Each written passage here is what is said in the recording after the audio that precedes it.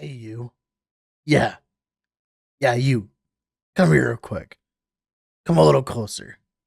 Yeah, that's right. Yeah. Are you bored? Are you watching YouTube videos all by your lonesome? It's okay, buddy. I got you. You want to have some fun? I'll show you some fun. Oh, yeah. Here we go. uh, the game really thought it could get me, huh? It really thought it could get me. I wanted to play Tornado. Oh yeah, game really thought it could get me. Uh, uh, uh, uh-oh, uh-oh, uh-oh. Did I piss the game off? Uh-oh. I think I did. Uh-oh. Hello, this is Dread, and in today's video topic, we're going to be going over the full build guide showcase on the Cold Totem Pop Shaman. So, I don't know what to actually call this build. All I know is it lags my PC whenever I play it. A little bit of backstory here real quick about this build is I was doing a 0 to hero run for Primalist, and Primalist is really annoying to fresh start test. So I failed a few times in a row. It took me like a day or two to work on it. And I bought some MTX, and now I kind of regret it. And now I just kind of am a little annoyed at EHG a little bit. So you know what? You know what the best way to take vengeance for my lost hours and my lost monies? Well, it's time to take vengeance upon the servers themselves. And let's just try to crash it as quickly as possible. And that's the concept of this build. That's the whole idea, is to spawn so many totems that we just destroy the servers. Now, of course, that's not obviously why we're playing this.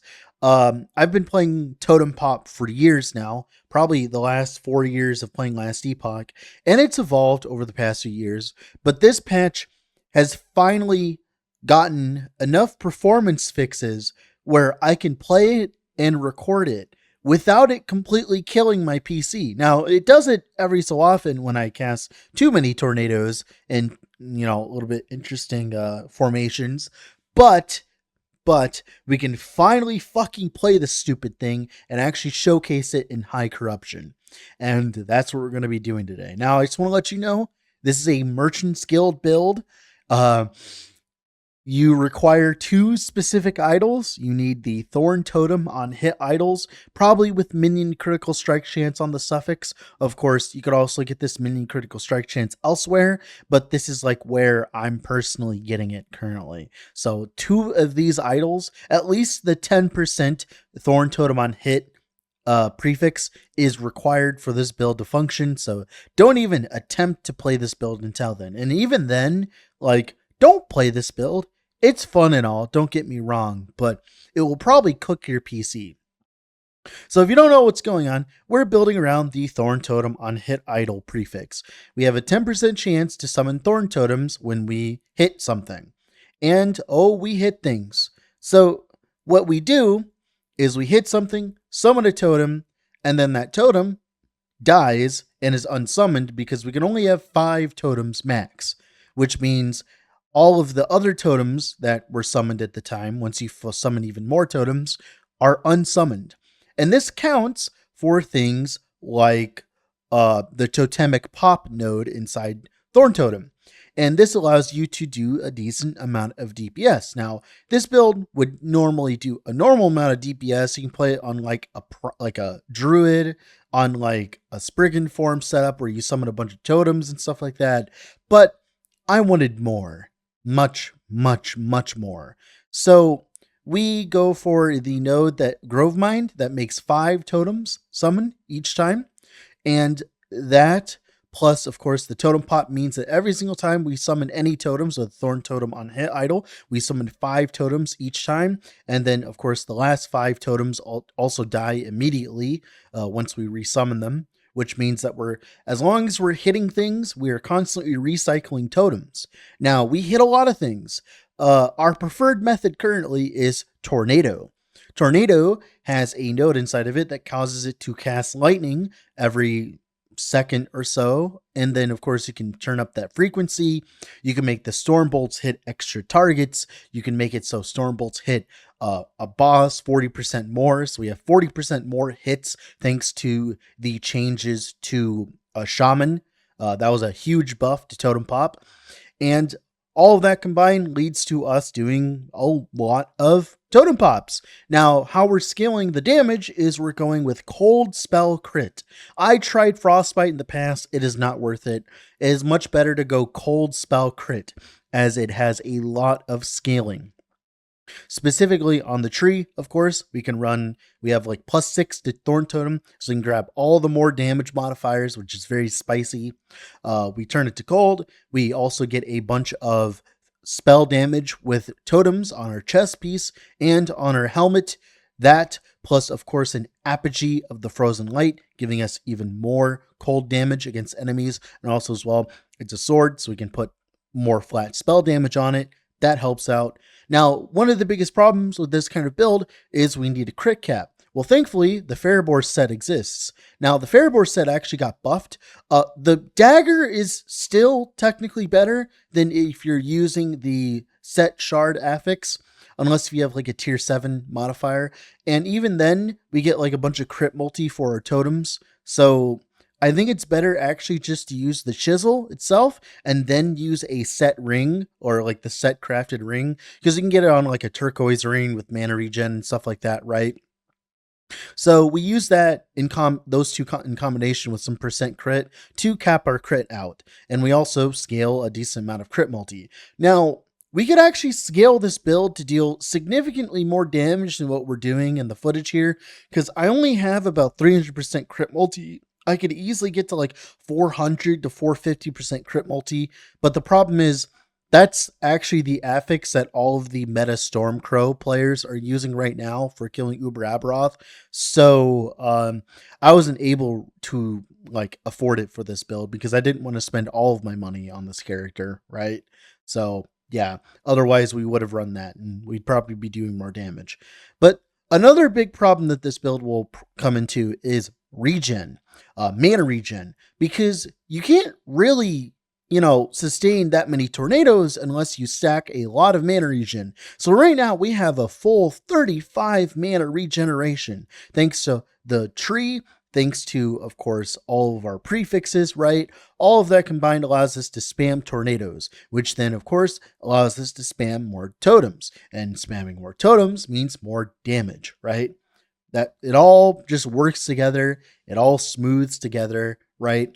And now all we have to do is just cast totems, walk around, and watch them do damage. Now, the biggest thing now is being tanky. Well, we can be tanky by utilizing a few different things. Well, Pale Ox helps out a lot. We have minions literally 24/7, so it's just 24% less damage taken eventually. So that's cool. We can also utilize a Twisted Heart, as Tornado counts as a elemental skill, but we also need a way of sustaining our life while we're playing a minion build. Well, thankfully, the amulet, I can remember the sacrifice amulet. I can't remember the name of it. Death Rattle. Yeah, Death Rattle gives us 30 health on minion death. So every single time we resummon our thorn totems and stuff, we get 150 life each time.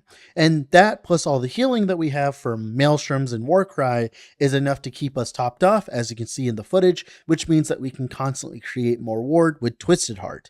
And all of these defensive layers combined means that we can actually do 1,000 corruption with an absolute stupid meme build. Yeah, turns out it works. One last thing to note, the new belt, the Orion's Descent belt, it gives you like 25 intelligence, which is amazing for us because we're getting base crit based off our intelligence. So that's just a lot of free scaling that we normally wouldn't have, as getting a bunch of like 25 intelligence on a singular belt is pretty good for us. It is pretty good. This is a drop from the Orion boss from one of the Woven Echoes, right? So that's it. We're playing a shaman. We're summoning a bunch of totems. And hopefully we don't lag. We are lagging a lot, but we're having fun. Now, With all that being said, if you haven't already, I would heavily suggest leaving a like on the video and subscribing to the channel, as that is the best way of currently supporting me, and it's the best way to show me that you want more content like this on YouTube. Now, with all that being said, let's go in game and talk about the character more in detail, shall we? All right, so here we are in game with the character. I just want to make you sure you guys know before you try to play this build, it is expensive, so be careful. It's not the cheapest build ever. It's not very COF friendly too, as we require this idol and this idol. So two 10% chances to summon a Thorn Totem at the very least, and then you go for mending critical strike chance. Now, of course, if you don't have mending critical strike chance on the suffix, you can go for 3x1s with mending critical strike chance, and you can also get spell crit on the chest and the helmet and such. So there are other ways of getting your crit up. It's just this was the most convenient way for my current setup because I'm playing Merchant's Guild, so I get to buy the best stuff. Now, let's talk about the skills, shall we? So for Thorn Totem, we have +6 currently. We have +3 from our Apogee. We have, I think, where's the other +3? We have +3 from our Apogee, right? And then we have +1 from our Raptor Helm. And then I think we have +2 somewhere. Oh yeah, from the set. Yeah, we have +2 from the set. So we're at 26. You don't need 26 levels to get started, but it does give you access to all the more damage nodes. So yeah, probably actually should grab the Winterwood instead of Torrent of Thorns, but like it's too late now. But mainly, you need to grab Grove Mind, so you summon 5 totems each time with your Thorn Totem on hit. You need to grab Rotten Core to make the Poison Explosion, which then gets converted to cold thanks to Pillars of Herot, so it's a spell instead. We also want, well, it's a physical spell here, and then this turns into a cold spell. And of course, this just gives us more hit damage here, then more damage, and then more damage, and that's it. Now for Tornado Tree, pretty much all we care about is getting out as many tornadoes as possible, thanks to Stormbolt, frequent lightning for as many Stormbolts as possible, getting the double cast, so we cast 2 of these, so we get twice as many tornadoes, getting the mana efficiency, because we can't run something with minus mana cost on our current setup, because, you know, we're running a Chisel and a Apogee, so we need to run as much mana efficiency as possible. Then also as well, Storm Dervish for extra cast speed and the duration here, and that's pretty much it for Tornado. Warcry, I'll be honest, Warcry is all that not that important. I just use it to heal when I'm like at low health, and I use it to like pull enemies in to like grapple them so that they're in our area of effect, right? Of our totems, because the totems do spawn where your character is. So having them pulled into you is easy, but like nothing too crazy with Warcry. You could probably dump this skill if you think that you don't need it. There's some other skills you could grab, but like I just went with Warcry because I'm just used to spamming Warcry. Then we have Maelstrom here, even more healing from Healing Winds, more stacks of you know, Maelstrom, getting haste and frenzy, duration. That's all you really need from Maelstrom. And then for Gathering Storm, most nodes on this tree are just there because why not? But the important nodes, the ones you care about, are Lightning Strike twice for an extra Stormbolt on single target, which means 20% more totems. Then also as well, Earth Smasher to convert the shock from jolting strikes, right, into Armor Shred. This allows you to scale Armor Shred, and that helps us out a lot because we can't run Armor Shred here, we can't run Armor Shred here, we can't run it here, and we can't run it here. So having it here is monumental for damage scaling. So Gathering Storm is actually useful outside of, you know, being a fucking stick to get 20% more damage. Cool. Now, let's talk about the passives that are important. Stereotypical setup on the Primalist base skill tree. One thing to note, we do want Cornered Beast to take less damage so we don't die. We are dual loading as well. Beastmaster, just Earthsign Strength for the less damage taken, and Boar Heart so that when a Harbinger hits you with a melee attack, you don't instantly die. 5 points in Druid. Right now, we're just doing that for the endurance. I want to cap my endurance eventually, but you know, whatever. Then for Shaman here, cast speed, well, you have a totem. some shock chance here for our thorn totems. One of the biggest problems is our tornadoes are being converted into fizz, the hits, and then of course those hits also are converting shock to armor shred. So we need this shock chance here to apply shock to the enemy so we can take 8% less damage from bosses. Is relevant for the future, when you're trying to push corruption and stuff. Then percent damage, you want as much percent damage as possible. You can barely get enough of it. Then flat damage here, less damage taken here, of course, and of course the indirect Stormbolt cast. Then some HP here and some attack and cast speed here. Cast speed is important for dumping your mana bar, of course. You want to dump your mana bar, obviously, so that you can, make as many tornadoes as possible as quickly as possible. That's pretty much it for the passive tree. Now, let's talk about gearing. Like I said, mandatory. Ornate Herod Idol with 10% chance, summon the Thorn Totem on hit. The crit chance is optional, but very strong. Other mandatory items. Varibor's Chisel, as it gives us our base crit that we need. It gives us 30% base crit. Then on top of that, we need a set ring with, of course, Varibor's, mainly for the +2, because Thorn Totem is a point hog of a skill tree. So getting this on a ring like this is amazing. So cool. You don't need a tier 7 on it. You just need a sealed T1, works just fine.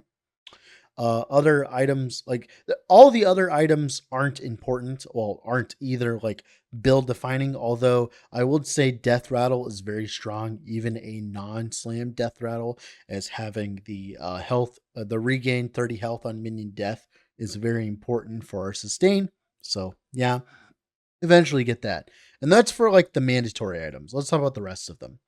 So for this, spell damage for totems is one of our best scalers of damage. So you definitely want that in tier 7. Then eventually Thorn Totem damage or minion crit multi if you're rich.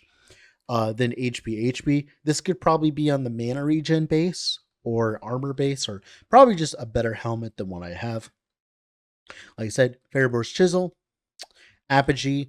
Eventually you want mana and mana regen and minion spell damage. Those both would be great, and eventually tier 7 as well, but this is what we ended up with. When you hit an enemy with a melee attack, it's been a stack of Frozen Vengeance. It doesn't work for us, but whatever. Cool, right? We don't really care about that, to be honest with you. We just care about the 24% more damage against chilled enemies, and of course the flat damage on it, and the +3, because like I said, Thorn Totem is a point hog. Then we have Death Rattle here with mana regen. We want as much mana regen as possible. Then, of course, minion percent damage, minion crit multi. Eventually, you'd want to reroll it. And it also gives us some int, which scales our Varibor's, of course, right? Chest here, flat damage for spell totems, and then eventually HP instead of that totem damage. I got unlucky on this chest, and I also have to reroll it, but I was too lazy to do it right now. Mana regen, minion percent damage on a turquoise ring, and then HP and endurance. Belt here. Eventually you want hybrid health instead of the flat health and stun avoidance, but whatever.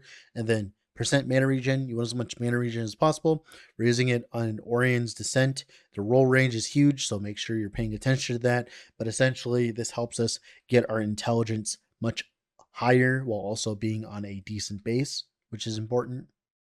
Also, the smite on hit give us more on hit procs, by the way, for, of course, our Thorn Totems.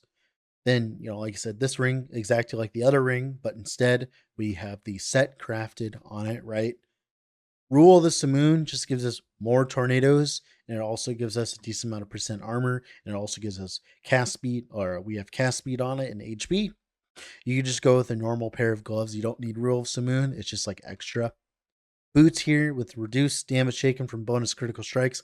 We don't have room for crit avoid, so we just put our crit avoid here, and then HP, movement speed on a decent armor base. Then, of course, we went for Twisted Heart with tier 7 mana regen slammed on it.